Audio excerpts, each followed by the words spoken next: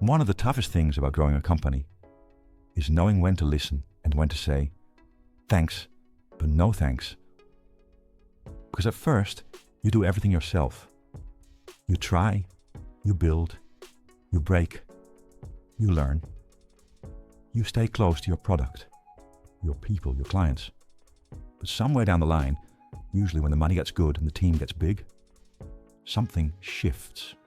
You start hearing voices, people who know better, experts, consultants, brand strategists, process specialists, senior everything. And at first, it feels smart, professional. You're finally doing things the right way. But that's where it starts, the slow, silent death of your company's soul. Not because the experts are wrong, but because you stop leading. That's what I call the expertise flop. It doesn't happen overnight. It's a train, and it starts slowly. Doors open, people step in, and before you know it, you're not driving anymore. You're just watching while the train heads to a destination called nowhere. I've been on that train more than once, and I've seen founders lose everything because they handed the wheel to people who were never meant to steer. Not out of laziness, out of trust, out of wanting to do it properly. But here's the problem. When you're building something new, proper doesn't always work. And the moment you start outsourcing your judgment to someone who's never felt the weight of your decisions, you've already lost. Let me tell you about John. Not his real name, but a very real story.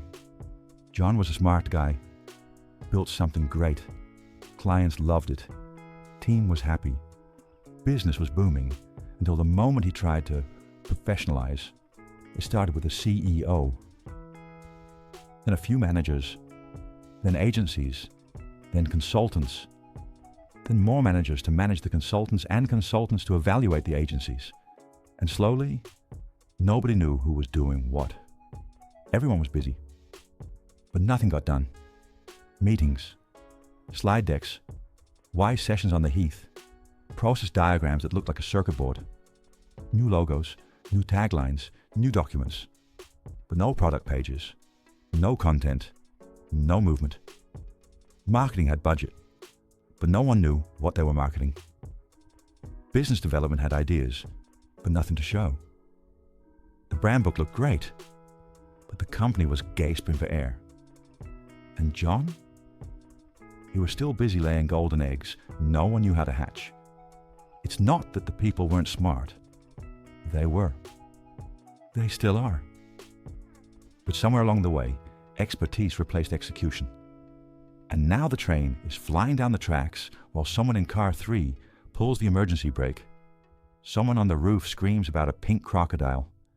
And in the dining car, champagne is opened to celebrate steady growth. Meanwhile, the website can't even add a product page. That is the expertise flop. It looks like success, feels like progress. But underneath, it's pure stagnation. And here's the worst part. Nobody's in charge anymore. Because the founder stopped trusting themselves. They handed over their instinct to people who meant well, but never built what they built. So what should John do? Simple. Take back the wheel, kick the consultants off the train, let them shout from the track, turn managers back into humans. Let people act, test, break things again. Celebrate results, not reports, and remind everyone. We were never successful because we followed the rules. We were successful because we broke them with purpose. This is not about blaming anyone. Everyone means well. The experts, the advisors, the agencies, they're just doing what they were hired to do. But if no one is steering, don't be surprised when the train derails. So if you feel this, if you're in that phase, if your company feels more like a maze than a mission, pause, look around, and ask the only question that matters. Is anyone actually moving the business forward? Because brand books don't sell. Process maps don't innovate. And waiting 6 months for a new logo while your clients are leaving, That's not strategy. That's fear wearing a PowerPoint. You don't need more experts. You need more movement. And if you need coaching, not because you're weak, but because you want to find your fire again, do it. But don't let the system you've built take away the spark that built it in the first place. Return to your instinct, to the rhythm that got you here, to the voice that once said, why not? Because that voice, that's the one that'll save your company. If the expertise flop is the moment where structure starts choking your company, then alacrity is what happens when you open the windows again and let people breathe. Not because it's trendy, not because it sounds fancy, but because the old way, the classic top-down, manager-on-manager org chart, is simply too slow for the world we live in. Let's be real. The market doesn't wait for your approval process. Customers don't care who's in your weekly alignment meeting. And innovation, it doesn't happen in chains of command.